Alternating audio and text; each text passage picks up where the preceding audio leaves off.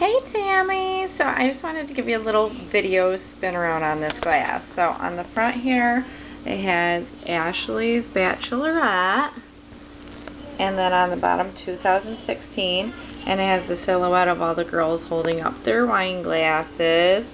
Nice sunset in the background. And then on the bottom of the glass we have each girl's going to have their name. And then on the opposite side of the stem, I have a little bouquet that was inspired by one of the Pinterest posts that Ashley had for her wedding page. And then if you move up to the top of the glass, on the inside of the glass it says Team Bride.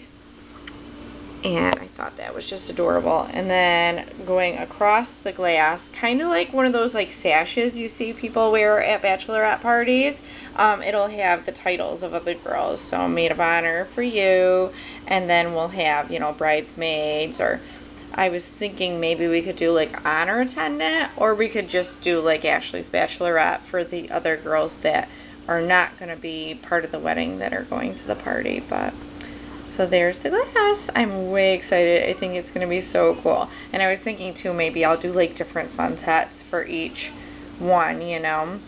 So that's that. I love it. I hope you love it too.